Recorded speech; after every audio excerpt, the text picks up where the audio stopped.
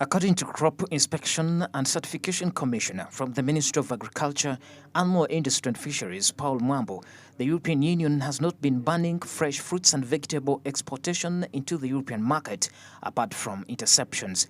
Paul asserts throughout the manifesto presentations by several ministries, agencies and departments that these interceptions happened as a result of some crops being exported contaminated with pests.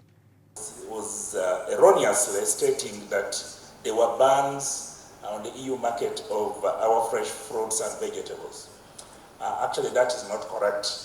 The correct thing is that there have been interceptions of our products on the EU market.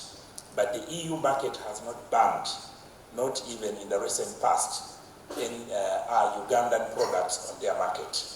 Data from the Presidential Advisory Committee on Exports and Industry Development indicates that Uganda make about $50 million annually from fruit and vegetable exports, and that the aim is to increase to around $200 million in the next 4 to 5 years. Such market interceptions, therefore, may affect this move. Paul told the media that the Minister of Agriculture, Animal Industry and Fisheries, MAIF, has now worked on this and that they are recording the trend coming down. Some of our fruits and vegetables reach the market when they have some pests in them, which technically we call harmful organisms. Now, some of these are quarantine pests, are not broken down to acceptable levels for human consumption, and this has been another reason for interceptions on the market. We have worked around these, and we are now seeing the trend coming down, because remember, quality of the product is not manufactured at the point of exit. It starts right at the farm level. In May 2015, government announced a self-imposed ban on the export of vegetables, especially pepper, into the European Union. The ban came after looming threats that European Union was about to ban vegetables, which would have been made it hard to regain access to the market.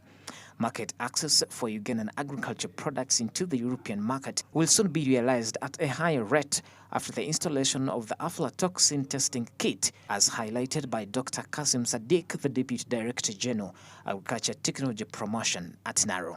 The facility is almost done. The equipment to be installed is already in the country. It's just waiting some bit of installation. But what it will do is this. Currently, our average level of aflatoxins in our grain mainly is over 28%, parts per billion.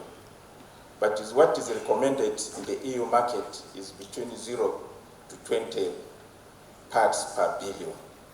So the AflaSafe facility will enable us to produce AflaSafe that will reduce that contamination level by aflatoxins, say almost to 4 parts per billion.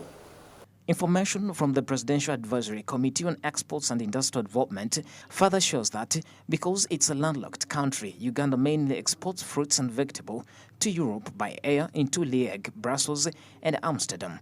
There hasn't been a direct airline route to the UK for the last 6 or 7 years, but now Uganda Airlines is in its final stages of safety inspection to agree landing rights with Britain. Pedson Mumbere, Smart 24 TV, Business Today.